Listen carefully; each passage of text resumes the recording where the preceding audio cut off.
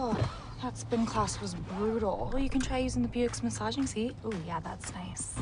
Can I use Apple CarPlay to put some music on? Sure, it's wireless. Pick something we all like. Okay, hold on. What's your Buick's Wi-Fi password? Buick Envision 2021. Oh, you should pick something stronger. That's really predictable. That's a really tight spot. Don't worry, I used to hate parallel parking. Me too. Hey. Really outdid yourself. Yes, we did. The all-new Buick Envision, an SUV built around you, all of you. Since 2002, Empowerment Resources, Inc., a nonprofit organization, has empowered more than 1,500 youth and adults in Duval and surrounding counties through its programs Journey into Womanhood, Girls Mentoring, Life Skills for Teens, and Parenting Education Coaching. To get involved with programs, volunteer, or donate, visit www.empowermentresourcesinc.org. Follow us on social media, facebook.com/empowerment.resources and instagram.com/empowermentJAX. It's never too early to plant the seed, to share the tradition, and instill a sense of pride in your HBCU with your little ones. HBCU Pride and Joy Children's Boutique helps you share your school spirit with a wide selection of adorable kids apparel and accessories officially licensed from your favorite HBCU. Visit hbcupridejoy.com and follow us on all social media at HBCU Pride Joy on Facebook and Twitter. The Cuvée Group is a Florida-based marketing and training consulting firm. We help businesses communicate to their target audience and engage them in conversation. We also help to expand their audiences, which will ultimately result in growth for those organizations. In addition to being a certified constant contact specialist, my colleagues and I are also certified in John Maxwell Leadership Principles. We use these proven principles to conduct workshops, training, and private coaching sessions for individuals and companies looking to take things to the next level. Contact us to schedule a free consultation. Issues today, don't delay, call Cuvée. Supermarket sushi, really? No. Wait, Troy, you work here? I'm never not working. Like Head & Shoulders Scalp Shield technology, up to 100% dandruff protection, even between washes. Never not working, huh? Oh, Troy, you're such a good teacher. Yeah, I know. Never not working. Never not working. Never ever not working. Are you serious? Never not working. Dandruff protection that's never not working. Head & Shoulders Scalp Shield technology. From novice to aficionado, find yourself here. High quality cigars plus personal customer service. Slow Burn is Waco's only mobile cigar lounge, featuring a meticulous, curated collection of premium cigars. Visit our website, www.slowburnwaco.com. That's www.slowburnwaco.com. Are you hungry for authentic Caribbean food like jerk chicken, oxtail, red snapper, shrimp, tofu, and rasta pasta? Well, find your way over to Mango's Caribbean Restaurant, 180 Auburn Avenue, right next to Royal Peacock in downtown Atlanta. Them belly full, but we hungry. Mango's Caribbean Restaurant, open daily from 11 a.m. to 10 p.m. And on Friday and Saturday, we're open till 4 a.m. Come to Mango's and put some spice in your life. Oh, we've got a good thing going. Mango's Caribbean Restaurant, 180 Auburn Avenue, right next to Royal Peacock in downtown Atlanta. For more info or directions, call 404-698-3992 or log on to mangoscaribbeanrestaurant.com. For instant coupons, text MANGOS to 313131. Tell your mama hungry, papa hungry, brother hungry. Mango's Caribbean Restaurant, authentic Caribbean cuisines. Open up the door, tell your mama hungry. For 200 years, Montgomery, Alabama has been making history by people who had the courage to stand up for change. Today, this riverfront city has been reborn, embracing the past and looking forward to the future. From the National Memorial for Peace and Justice to the stage of the Alabama Shakespeare Festival, this is where history was and is made. We are proud to call Montgomery home, and together, we can be the change.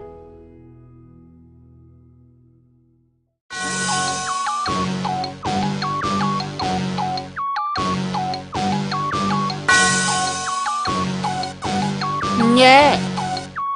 I love my HBCU. And boy, I love it, love it. I love it, love it. I love my HBCU. And man, I hope my team they won. Yeah. I hope my team they won. Yeah. Man, I hope my team they won. I hope my team they won. Yeah. I tune into the HBCU Sports Lab to see if my team won or lost.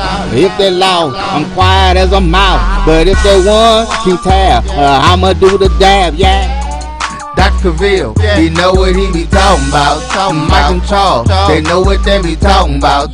They compress the analytic data with this hip hop. If you know them like I know them, they gon' tell you if your team, if they won or lost, and who the ball.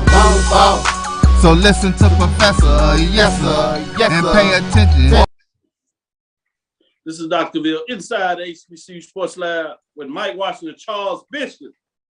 Charles. Let's give Mike a round of applause, man. Welcome back, Mike. Thank you. It's good to be back. Oh, it's good to have you. Good to have you. We got a little nervous there, man. We thought you flew the coop. You like, nah, we good. Deuces to the guys. Yeah, life on the road, man. Life on the road, but at the same time, life on the road can be bad. Yeah. People think it's overrated more than many people think, but it's a way of life. We'll make it work. But we're in episode 240 of Inside the HBCU Sports Lab radio show and podcast. The show that's covering the sporting HBCU dash for all things HBCU sports, from institutions, large and small, from the NAIA to the NCAA. We share insights and information on the HBCU sports culture, HBCU athletic aesthetics, and facilitate the story of HBCU athletic programs and the business of HBCU sports.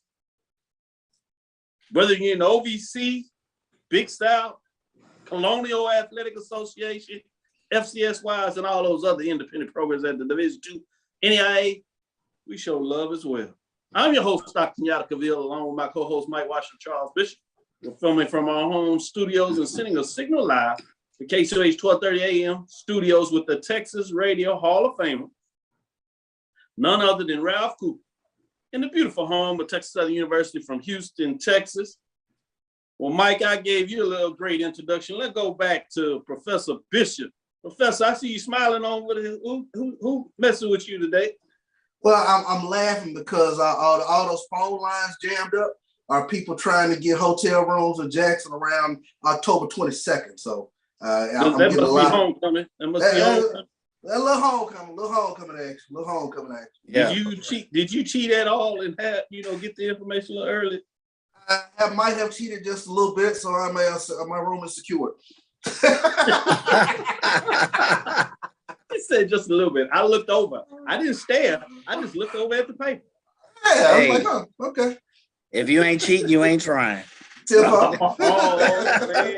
Hey. Don't say that right now, because they still trying to get baseball on the way at the professional level. So that's not working. But that's a whole nother discussion, because while we talk about baseball, we had college baseball. And guess what? We had the Andre Dawson Classic. This is the question I wanted to jump off as we move any forward. I want to get your thoughts. Saturday was a unique day for me.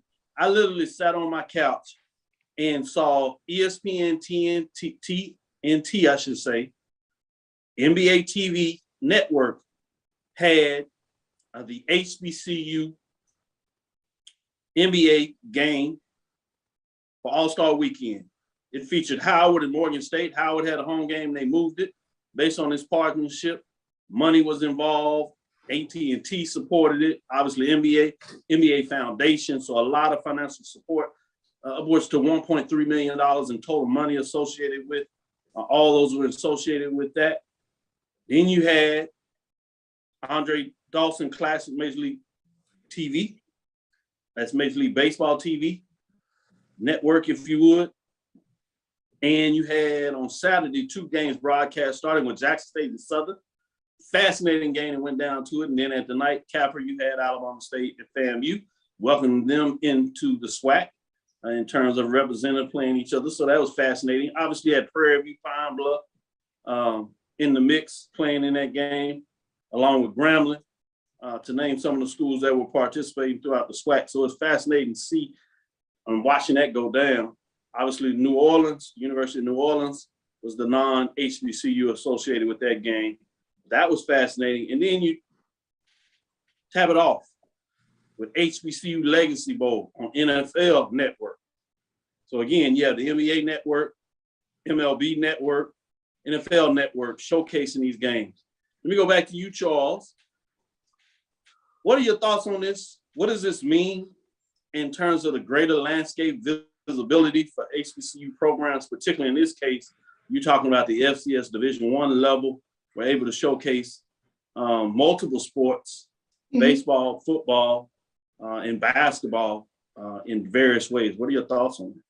Yeah, I mean, it's like the dawning of a new day, and people see the value in HBCU sports. I'm tremendously excited about it.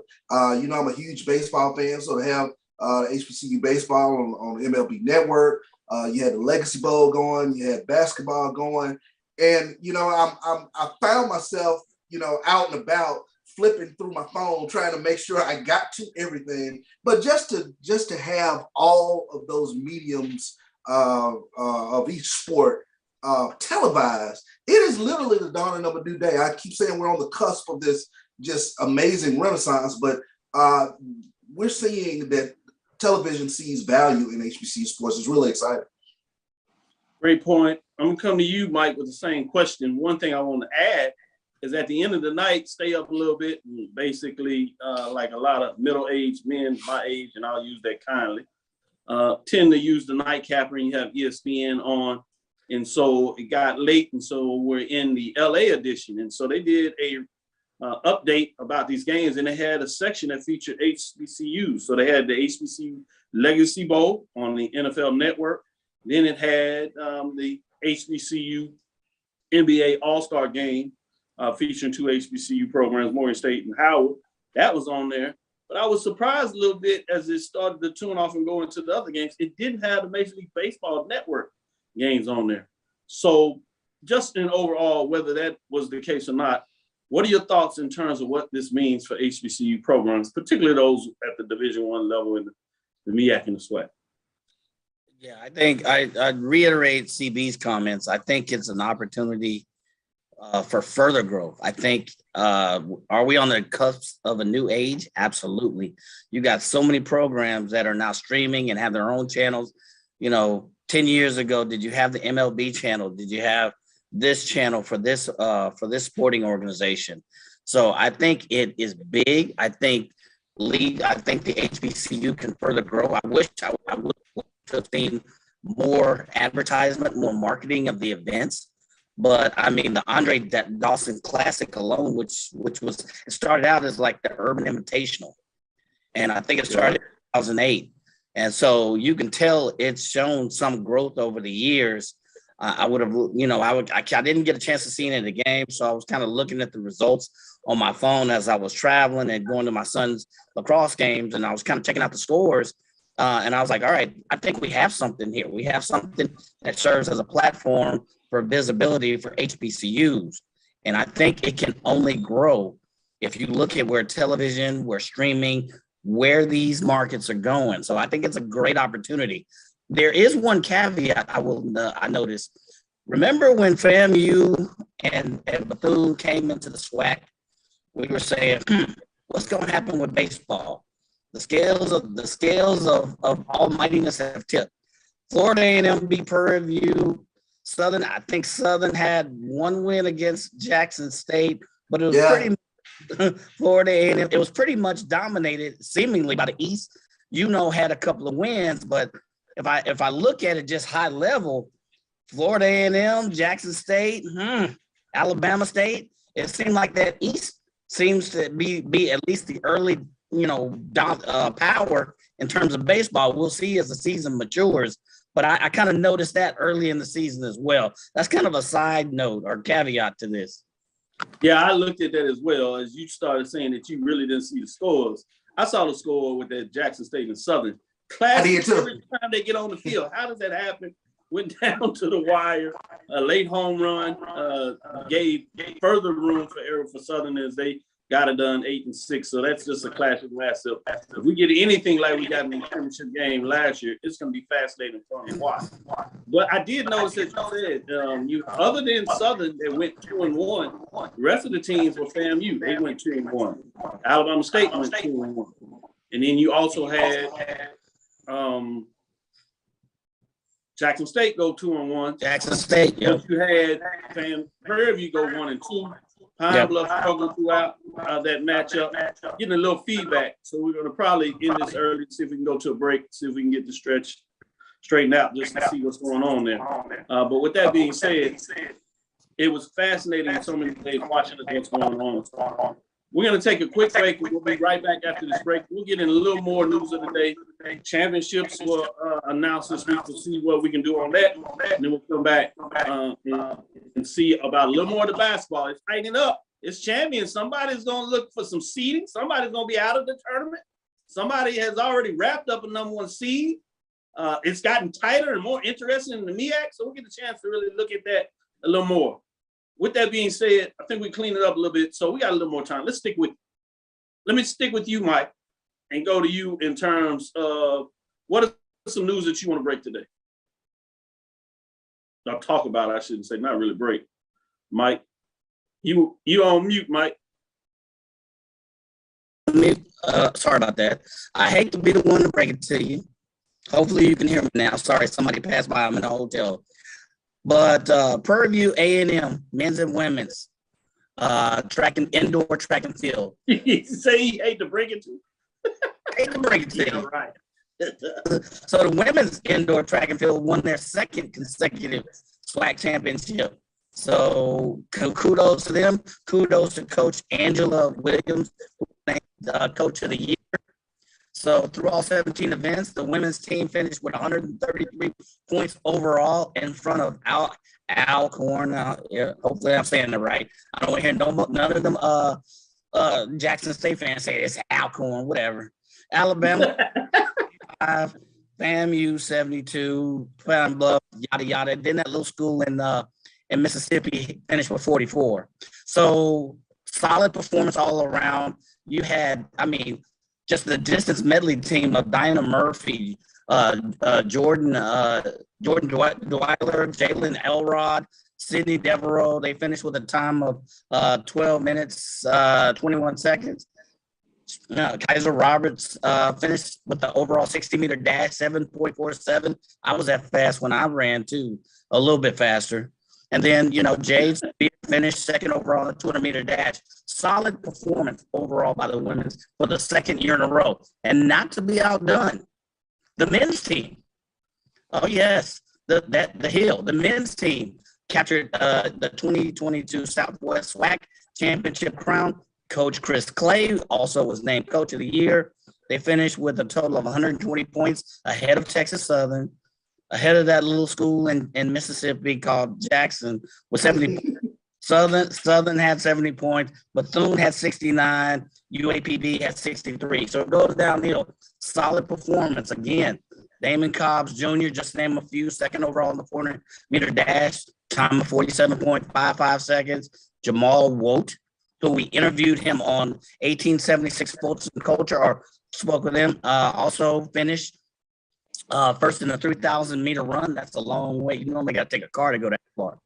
And then the distance medley, a team of Worthington Moore, Ethan Phillips, Simone Shy, finished with a conference record time of 10 minutes.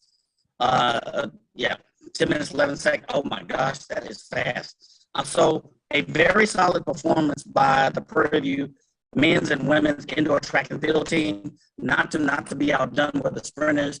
There's just too many accolades to go around. So kudos to both of those teams. I always mess with CB. We got to get it in where we can since our football team lost in Jackson. So I got to get it in where I am. But it's all in good faith. Great point there. I go to you, Charles, in terms of what news you want to share next. Did get the update where Michael Ford, shout out to him, said, remember NFL Network broadcast a game, Pro Bowl Stadium last year during week 0. Yes, that is the Black College Hall of Fame game. They've been airing that for the last couple of years. I'm interested to see with them doing this game, will they get in the business of maybe airing a couple of more games from the MEAC, SWAC, or even SIEC, CIAA in terms of that? So that'd be fascinating to keep your eyes in terms of these networks as they see more value, as Charles said, when they get in the airing those games. Charles, what other news that you want to share? Yeah, well, let's go to something breaking now that's hitting our HBCU websites with Jackson State. They released their schedule today. Our team is excited. Our fans are excited. Our alumni are excited. And our students are excited. That's coming from Coach Prime himself. Although the season is more than 6 months away, the anticipation of what to come is tremendous. Professor Bishop, you think everybody excited? I think everybody's a little excited. Listen. Let's take a look at the schedule. They started off with the Orange Blossom Classic, Fan Meet September 4th. September 10th, one more time. Let's do it in Memphis, Tennessee State. The G-Men, they come and pay a visit to Jackson, Grambling State Tigers, September 17th. September 24th, it is a revamped Valley coming to Jackson, Mississippi. That's right, Valley coming into Jackson. Alabama State, that game is October 8th. Bethune-Cookman on the road in Daytona Beach, October 15th. Homecoming. Get those homecoming plans together now. Campbell Camels will be coming to Jackson, Mississippi, followed by the hated rival, the Southern Jaguars, October 29th. November 5th, Jackson State pays a visit to Houston to take on the Texas Southern Tigers of BBVA. November 12th, it is a visit to Mobile, Alabama to take on the Alabama A&M Bulldogs. And they close out the regular season going down to Lorma, Mississippi to take on the Alcorn State Braves. So the SWAC Championship will be December 3rd, and the Celebration Bowl is December 17th. So let's get it all in. Hey, wait a minute. Did you say they're going to Mobile? They're going to Mobile, yes. So they're playing Alabama A&M at Mobile? Yes. Interesting. Okay. Mm-hmm. With that being said, we're going to go to this quick break. Before I do that, Big South OVC announced football partnership. You may remember this is similar to a partnership that was done between the ASUN and the WAC, as neither team had enough of the minimum number of teams, which is 6 from the NCAA, to have an automatic qualifier for postseason play. Obviously, football, that's the FCS championship. I want to bring this up because obviously Tennessee State currently is in the OVC. We heard about Coach Eddie George in terms of his thought process of the OVC being a dying conference. I wonder if this is enough to him to rethink that, or is he still looking for other opportunities? We'll park that and let the folks that are discussing in the chat, let them give me some thoughts in terms, and we might bring that back on the second part. But let's go to a break, and we'll be right back after the end of the first quarter. We'll get into the second quarter. Stickers will be right back after this quick break. Charmin Ultra Soft has so much cushiony softness, it's hard for your family to remember they can use less. Sweet pillows of softness. This is soft. Holy Charmin. Oh, excuse me. Roll it back, everybody. Sorry. Charmin Ultra Soft is so cushiony soft, you'll want more, but it's so absorbent, you can use less, so it's always worth it. Now, what did we learn about using less? You gotta roll it back, everybody. We all go. Why not enjoy the go with Charmin? From novice to aficionado, find yourself here. High-quality cigars plus personal customer service with Slow Burn. Visit our website, www.slowburnwaco.com. Slow Burn is Waco's only mobile cigar lounge featuring a meticulous, curated collection of premium cigars. It's more than a mobile lounge. It's an environment and an experience rich in history, luxury, and personality. An elegant extension of any celebration occasion. It's the perfect escape and meeting place, a space where you can relax or enjoy a shared passion. Have Slow Burn plan your next big event, or before you are planning to celebrate your win over your athletic rival, you can shop our collections at www.slowburnwaco.com. But if they won, keep tab. I'ma do the dab, yeah. Press the analytic data with your hip hop. If you know them like I know them, they gon' tell you if your team, if they won or lost, and who the ball. So listen to Professor, yes sir, and pay attention, cause he gon' teach a lesson. This is Dr. Bill with Inside HBCU Sports Lab with Mike Watson and Charles Bishop. As we get into it, let's get into some women's basketball. We'll start with the Big South. What's going on here? Interesting when we talk about that, when you look at North Carolina A&T and Hampton, they've struggled, to be frankly, in terms of the conference. It looked like A&T was playing a little more basketball in terms of that. They are sitting at 10-6, so they do have a winning record in terms of the conference play. They are 13-13 overall, hitting the 500 mark, but they are behind in terms of 3 games behind first place, with actually 5 teams in front of them. But they're looking at seeding to see if they can make a run in the tournament as they're closing up on the season end as well. So it'll be fascinating. Right behind them, although it's a losing record, is Hampton Lady Pirates 6-8. They are 6 games back based on that 10-14. So the Hampton Lady Pirates are playing right now. They're playing against Radford early in the first quarter, tied up 11-11. And so it'll be fascinating to see, can they make a late season run, at least improve their seeding in the tournament and just go off. As you know, as you get in the tournament, anything can happen. We talk about that magic. So it'll be fascinating to kind of keep up with that to some degree.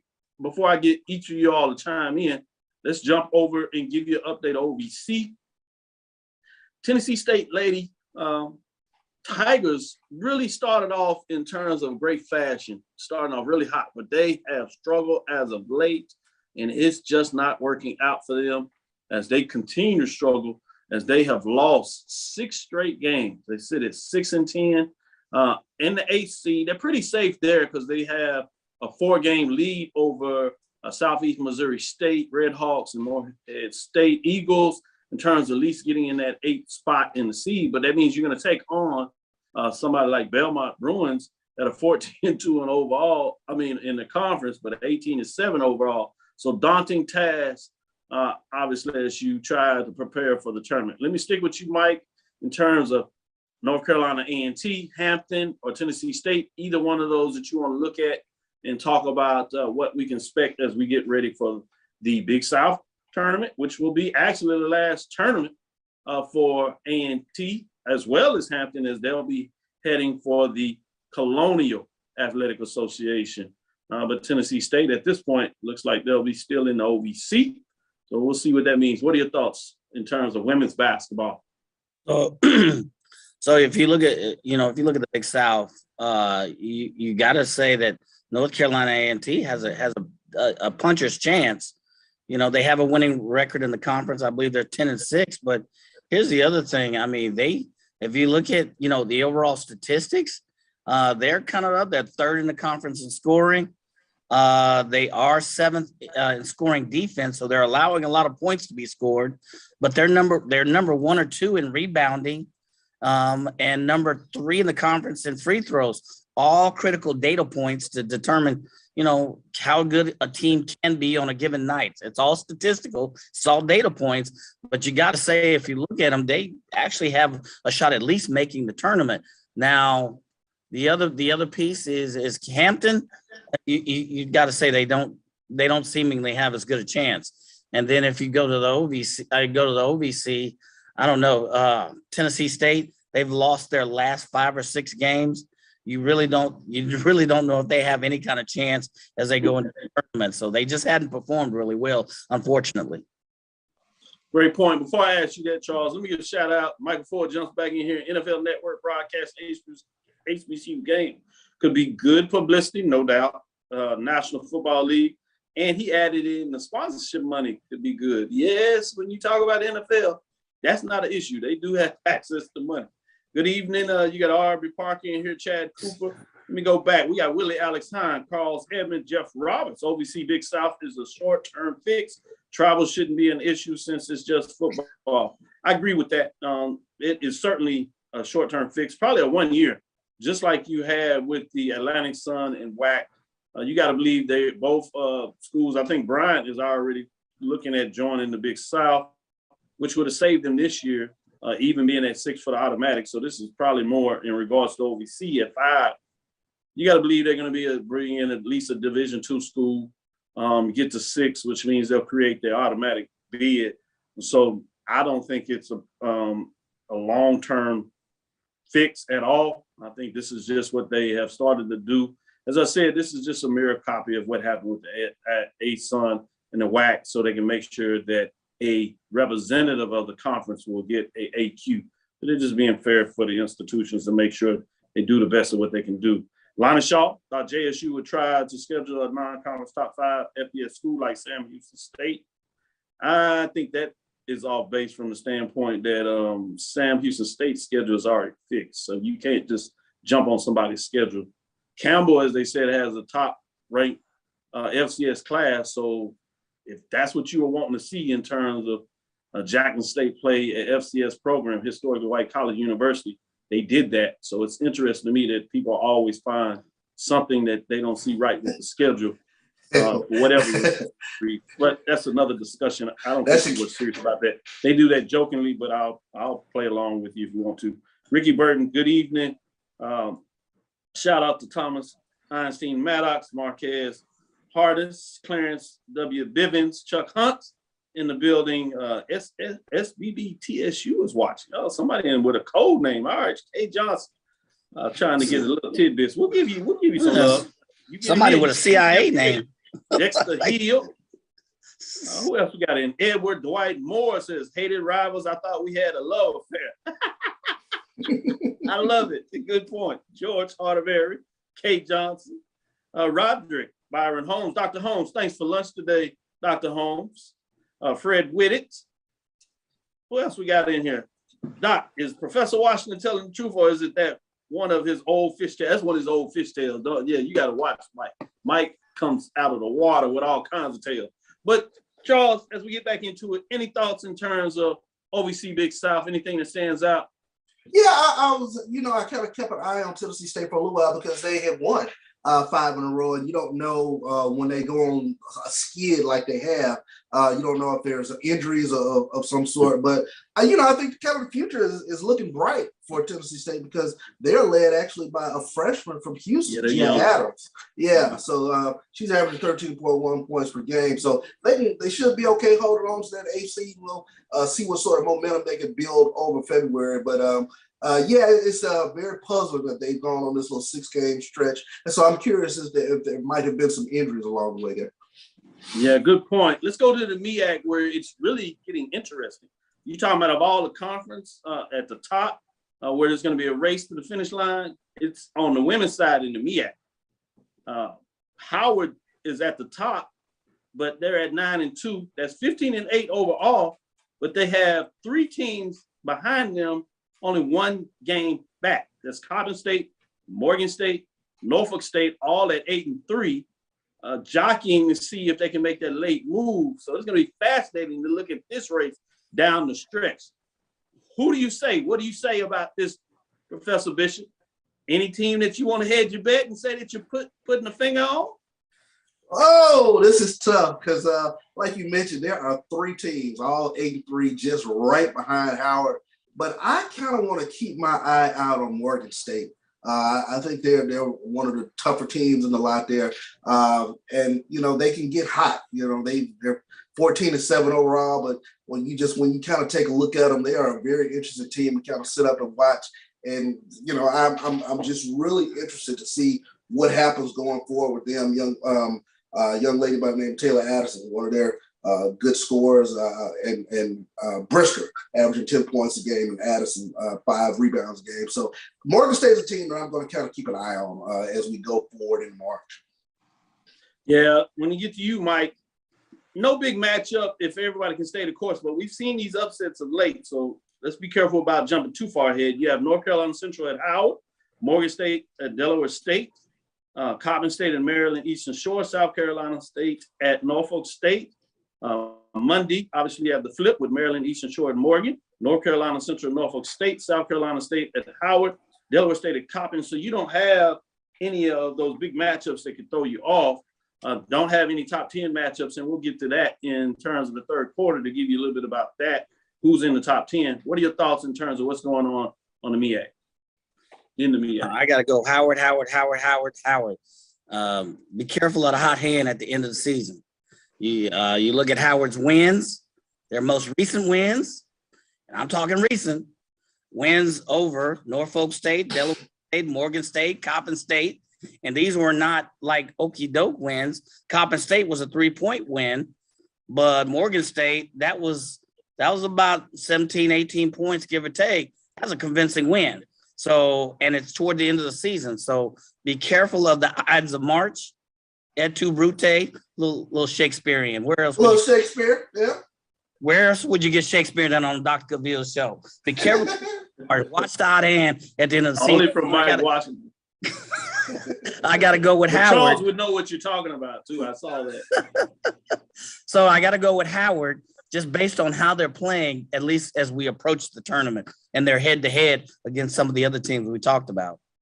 They do have the championship medal. They won it last year, regular season and in the tournament. So that's a good point. Let's move over to the SWAC quickly before we get into our second half of the show.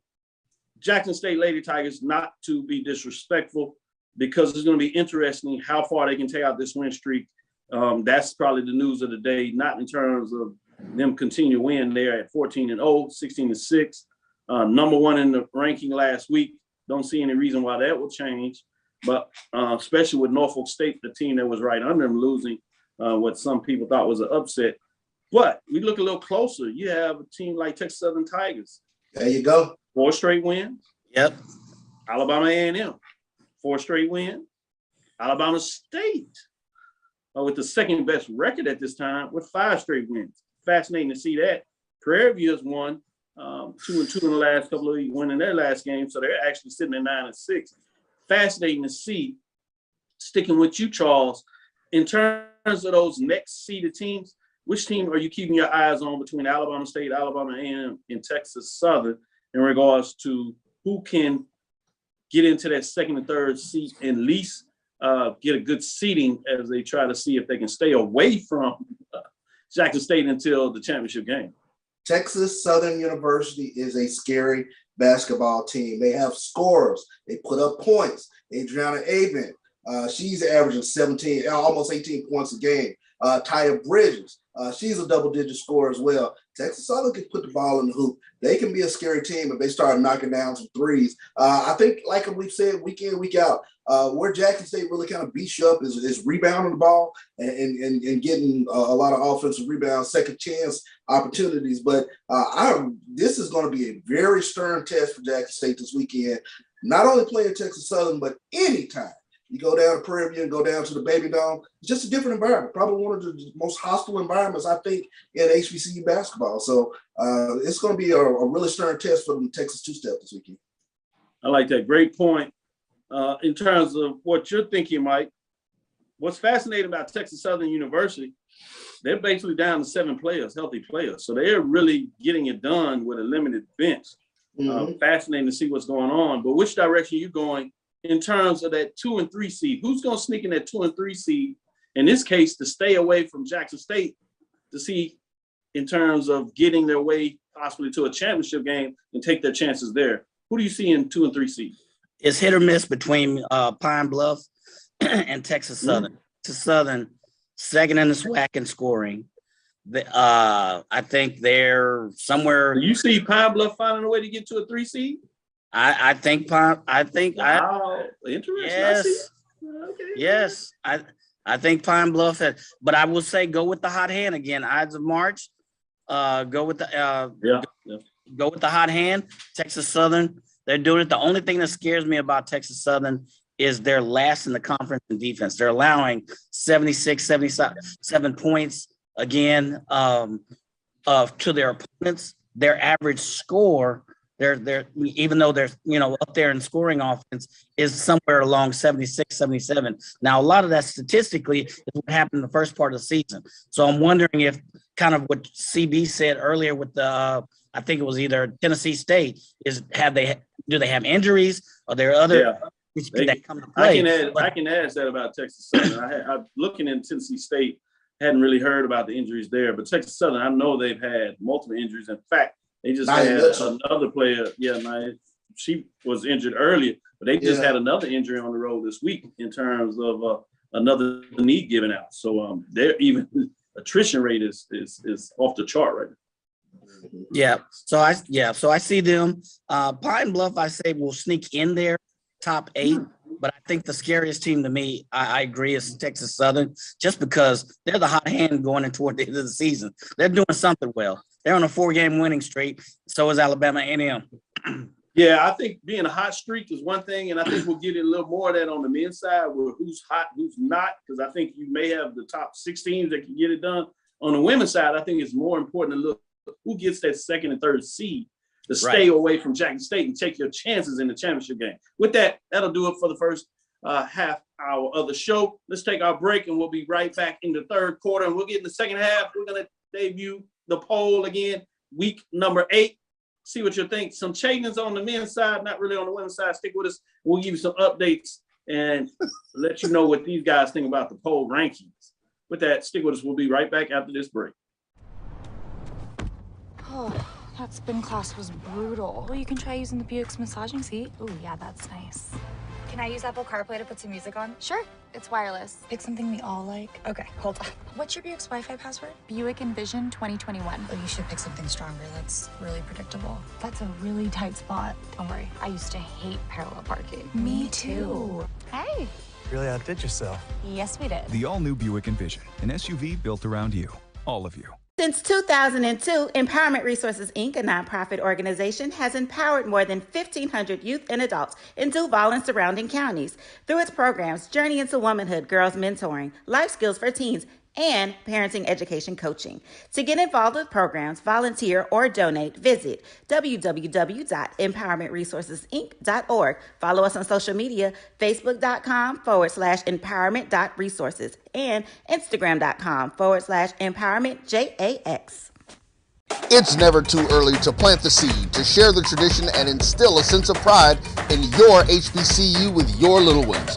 HBCU Pride and Joy Children's Boutique helps you share your school spirit with a wide selection of adorable kids apparel and accessories officially licensed from your favorite HBCU. Visit hbcupridejoy.com and follow us on all social media at HBCU Pride Joy on Facebook and Twitter. Press the analytic data with your hip hop. If you know them like I know them, they gon' tell you if your team, if they wanna lose, and who the ball. So listen to Professor, yes sir, and pay attention, cause he gon' teach a lesson. This is Dr. Mill with Inside the HBCU Sports Lab. Before we go to the men and give you a breakdown of what we think there, let's get into the poll ranking. We're gonna start with women, though, because series not dead. Top 5 programs, somebody dropped out. Got some receiving some votes. So let's look at that a little bit. In terms of receiving votes, Norfolk State Spartans sit at 12-10, 8-3, 35 points. They were in the top 5, so they did drop out this week after a tough upset loss. You talking about how tough it is to be in the top 5. They fall all the way out the top 5. I want to see what y'all think about that. Texas Southern Tigers sit at 10-12, just outside of the top 5. We said they're one of the hottest teams going. But they're at 10-5 in the conference race. You got Alabama A&M Bulldogs. We talked about them as well at 12-13, 10-5. Southern Jaguars have really started off the first part of the season hot, but they've struggled up late. So it'll be interesting to see what they continue to do the rest of the season. They're at 11-14, 9-5. The team that dropped out, as I said, is Norfolk State Spartans, which means top 5. Alabama State Hornets, 12-12, 11-4. They were not ranked, so they jumped in the top 5 at number 5. At number 4, Morgan State Bears out of the MEAC, 14-7, 8-3, 69 points. They were previously ranked 5, so they move up a spot this week in week number 8. At number 3, Coppin State Eagles, 14-10, 8-3, 82 points. They also move up a spot as they are in at number 3. We continue the MEAC parade. At number 2 is Howard Bison, 15-8, 9-2, 85 points. They move up a spot as those last 3 teams move up a spot, but number 1 spot is held down by Jackson State. It's 16-6, 14-0, all 10 first place votes as they just continue to get it done. This is their 8th consecutive week at number 1 in terms of this year's ranking. Goes back to what they did last year sometime. They are simply a dominant program at this time. Jackson State Tigers maintain their number 1 ranking for the 8th consecutive week. Gentlemen, what are your thoughts? Let me start with you, Professor Bishop. What do you say?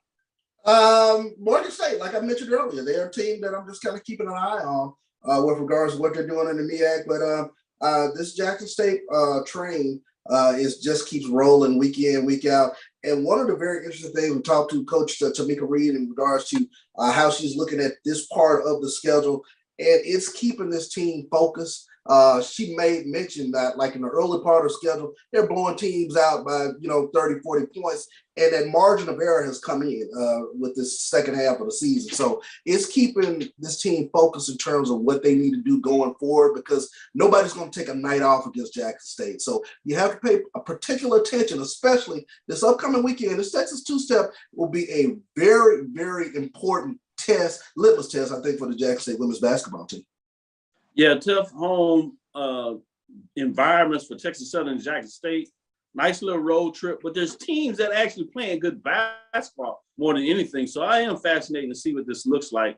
I don't think there'll be any upset, but I do think this is a good one to keep your eyes on just to see what may go down the road. And we're talking about 2 and 3 seeds.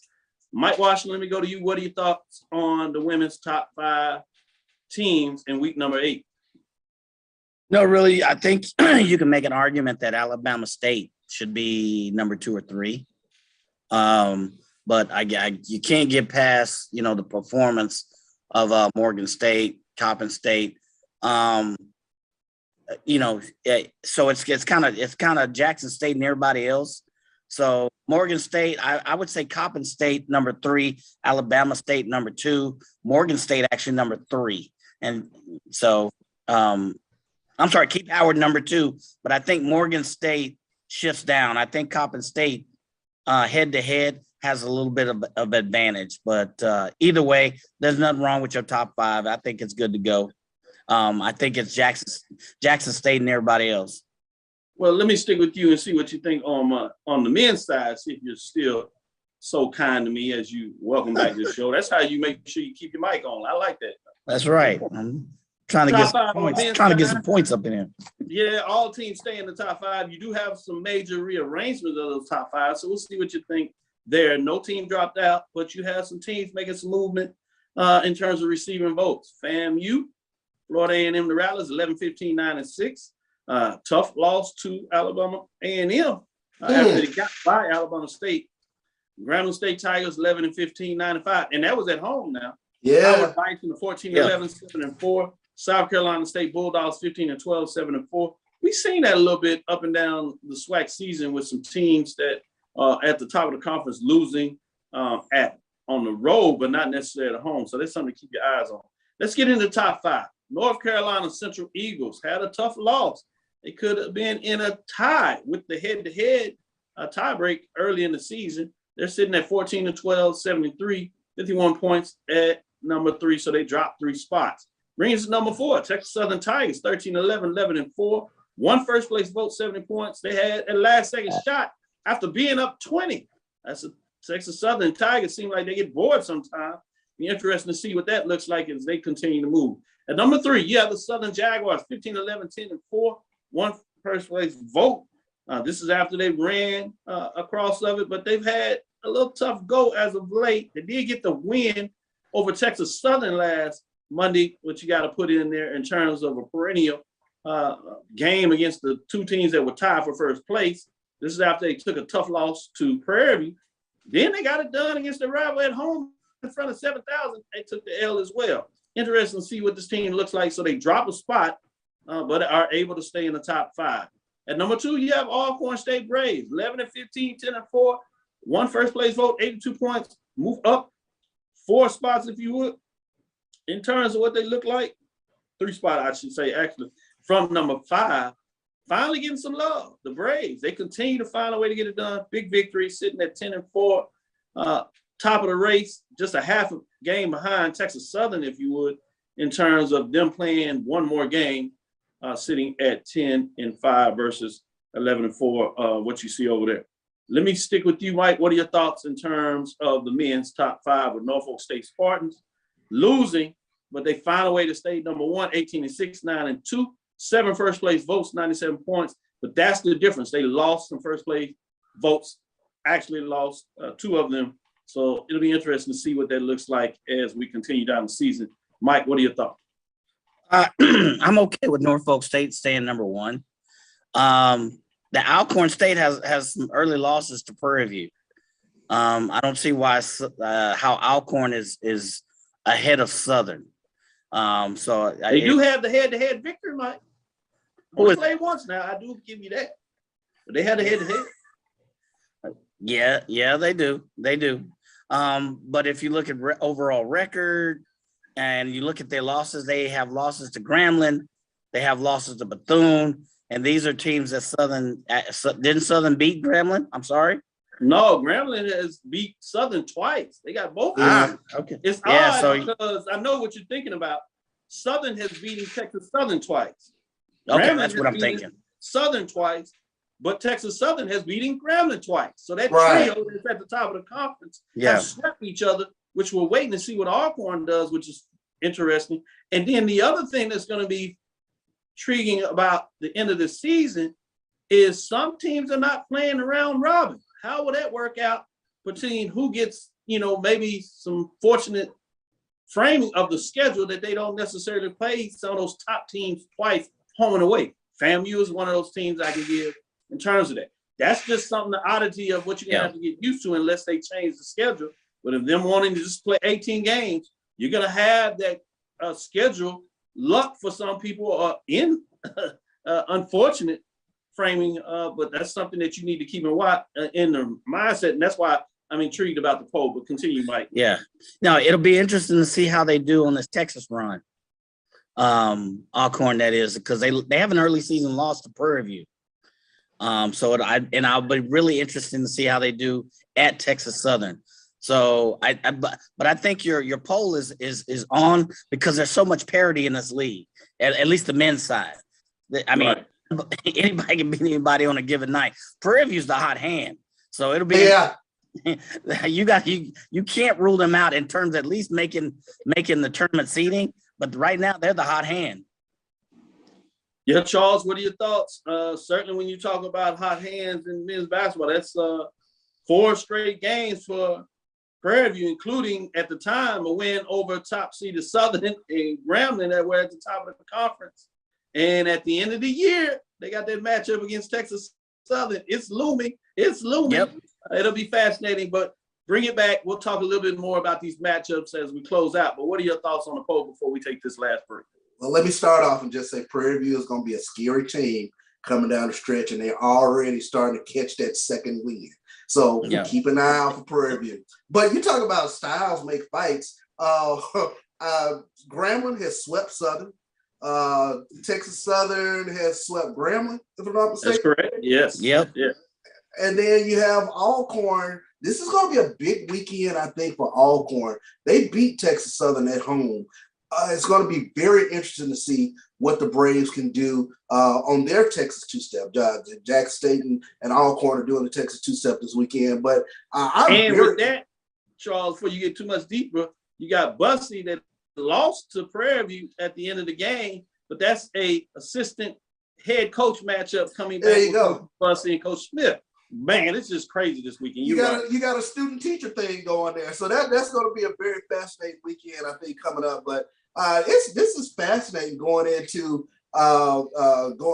March because I still can't get a fix on who is just heads above the pack, if you will, and the sweat, because on any given night somebody can get swept. Yeah. So it's really interesting, really fascinating to watch. And so in regards to North, I didn't see Norfolk State getting that L on this past Monday, if I'm not mistaken.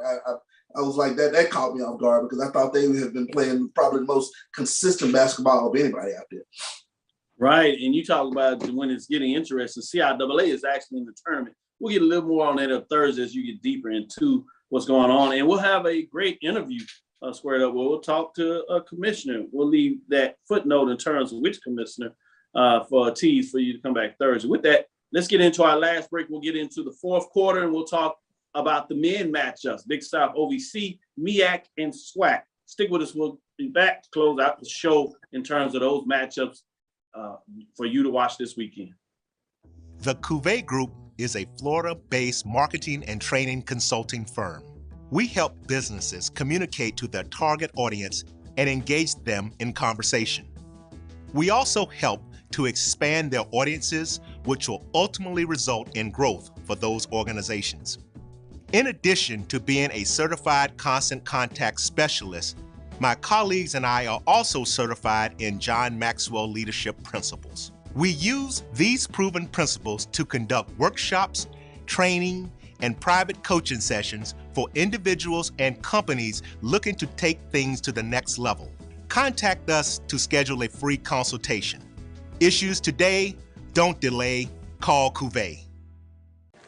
Supermarket sushi, really? No. Wait, Troy, you work here? I'm never not working. Like Head & Shoulders Scalp Shield technology, up to 100% dandruff protection, even between washes. Never not working, huh?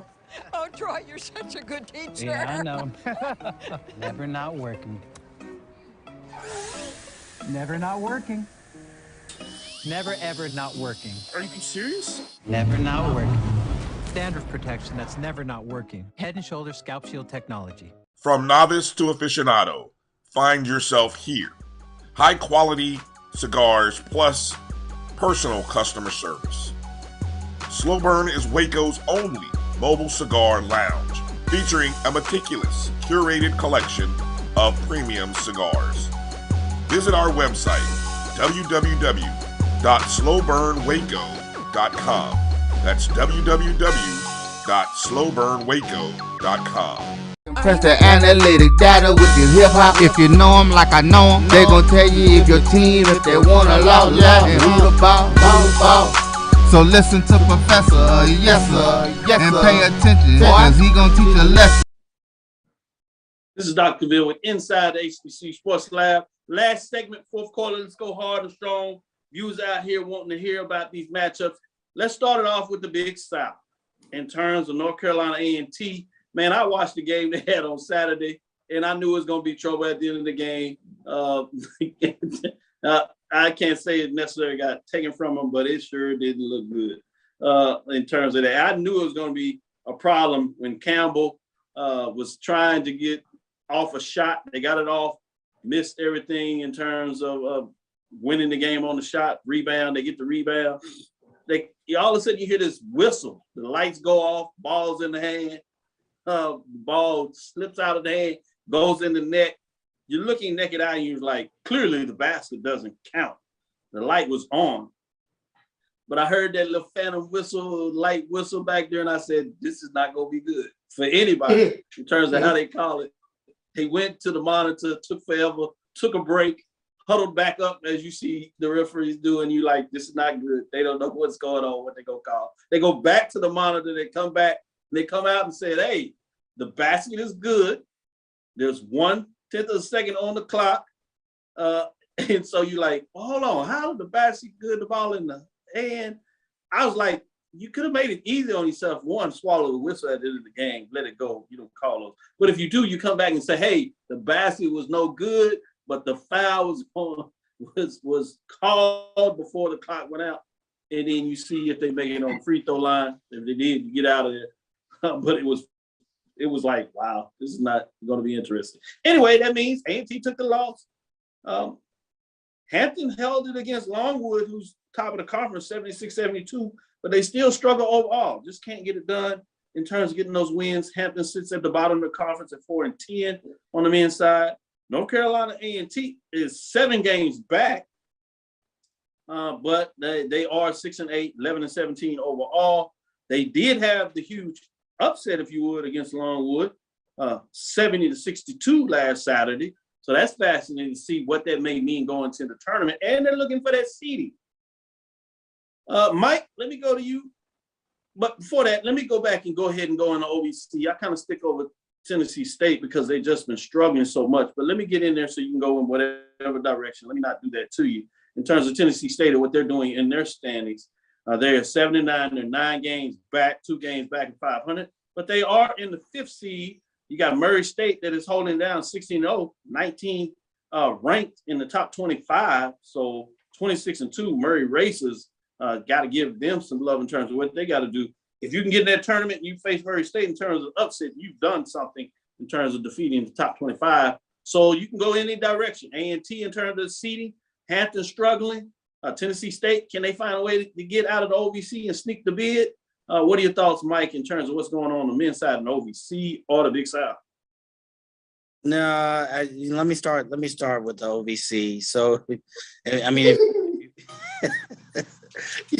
I like Tennessee State's chances. I think you said it earlier. They're 7-9, so they do have a puncher's chance. But man, if you look at some of the games they've lost, I think they are. If you look at their last 5 games, they're like up and down. They have a couple of wins against Eastern Illinois.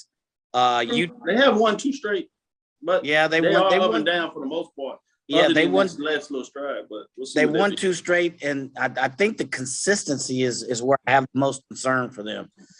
Yeah. So that's Tennessee State, and then if you look at, you would say that A&T has a chance to make it, but they lost to Hampton.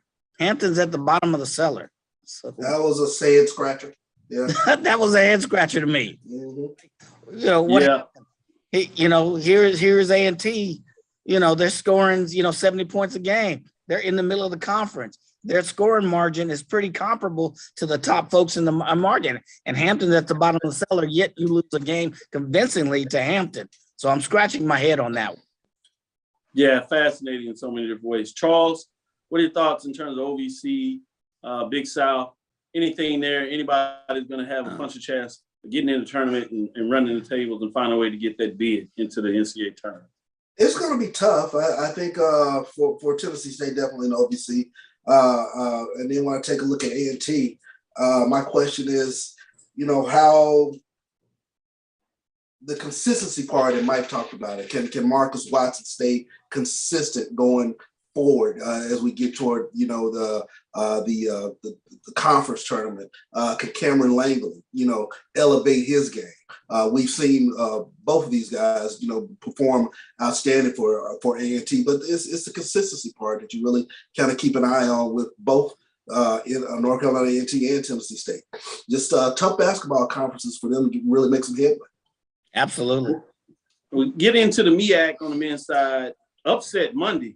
You talk about this, that Monday, especially on the road, but Charles, it was really just one of the teams that were on the road that got it done. That was Norfolk State and Morgan State, 85-74. The other ones were upsets by teams that were previously ranked higher than that. Was Coppin State over Howard, 86-82. The one that shocked a lot of people really was that Maryland Eastern Shore over North Carolina Central, 79-56. Yeah. Credit quietly, though, with South Carolina State at 79-74.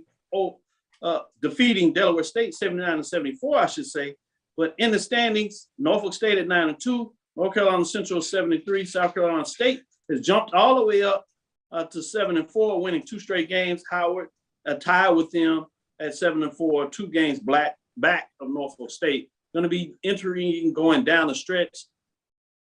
Norfolk State had this great regular season record preseason, but they're struggling a bit of late. Be fascinating to see what's going on. Let me stick with you, Charles. What are your thoughts in terms of the MEAC? If you can get Norfolk State on the road, I think that's what you kind of keep an eye on with regards to them.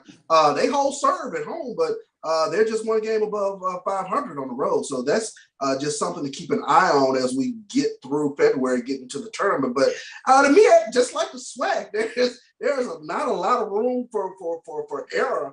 When you take a look at North Carolina Central, South Carolina State, everybody's like registering some head scratching upsets in there. So I just kind of keep an eye on everything going through February. This is going to be these next couple of weeks are going to be very interesting weeks, especially when we flip around and look at the SWAC with Alcorn State and Jackson State doing the Texas two-step this weekend. I think a lot of eyes are going to be over here in the Houston area this weekend. Yeah, in terms of that schedule. For the MEAC, Coppin State and Maryland Eastern Shore, Morgan State and Delaware State. But check this out. North Carolina Central sitting at 14-12, Howard at 14-11. Obviously, North Carolina Central in the top 5, Howard just receiving votes outside. That's going to be a fascinating matchup. Then you got South Carolina State at Norfolk State, 15-12 for South Carolina State overall, and 18-6 for Norfolk State. Nice records going in that game. Obviously, Norfolk State, number 1 team at home against the red-hot South Carolina State. Mike, what are your thoughts in terms of the MEAC on the men? You got some good Saturday matchup. Yeah, it's pretty good. I still think Norfolk State is still your alpha dog in that conference. They had a loss on the road. I tend to believe, looking kind of at the game, that was kind of just a letdown loss, and not that they can't play on the road.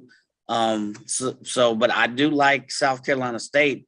They are prone to snipe somebody, to sneak up on somebody. So you look at the 4 teams in there, you can't call it. You got North Carolina Central, Howard scares you. North Carolina Central scares, and South Carolina State scares you. So, but I still think at the end of the day, Norfolk State is still that alpha dog. Sticking with you, we're gonna go in the SWAC, but Monday is just as good. Check this out. After you get it done on Saturday, Monday you have North Carolina Central at Norfolk State, obviously the number 1 team, 14-12, 18-6. So you got a top 5 matchup going on Monday, but not to be outdone, you have South Carolina State at Howard, 15-12, 14-11. Both of those teams just outside, but jockeying for their first place, man. Saturday and Monday, maybe it's separation, or will it just continue to be stuck there? But let's go into the SWAC before we close things out in terms of these matchups this weekend. You alluded to a little bit in terms of the Texas two-step, 2 of the hottest teams in the conference, placing solid teams in terms of what's going on. So that's going to be fascinating. But before we get in that, you have Florida A&M at Grambling. Grambling's feeling good about themselves. FAMU, not so much. They go on the road. They have to find a way to get these games as they go the Louisiana road trip, and Grambling and Southern in terms of the Saturday and Monday. You have the rivalry matchup with Alabama State traveling to Alabama A&M. Fascinating. A&M is feeling good about getting that road win against FAMU. Alabama State also got a good win against Bethune-Cookman. Fascinating. Bethune-Cookman at Southern. You have Mississippi Valley at Arkansas Pine Bluff. Alcorn at Prairie View. Jackson at Texas Southern. Obviously, it flips on Monday. Just to be said, you have Jackson at Prairie View, Bethune-Cookman at Grambling, Alcorn at Texas Southern. FAMU at Southern. Take it off the gridiron and go on to basketball. Remember, Southern got it done against FAMU when they went out there last time to Tallahassee. Can FAMU, the Rattlers, get a little payback? They certainly need it if they want to stay in the hunt for the race. But let me stick with you, Charles, in terms of your thoughts going on. What do you see in terms of the men, in terms of these races going on right here with 3 of the teams in the top 5, Alcorn, Southern, and Texas Southern? I think this is a huge weekend for Alcorn. They knocked off Texas Southern at home, and they had a 1-point loss to Prairie View. When you take a look at Alcorn starting Saturday night off in the Baby Dome, that's going to be a huge matchup for Alcorn. Student-teacher matchup, Bussey versus Smith. I'm looking forward to that matchup on Saturday night. But conversely, Jackson State knocked off Texas Southern and Prairie View at home earlier. So this is a interesting weekend for them as well. And, you know, every time you kind of write Jackson State off, they do something just odd and just start winning games.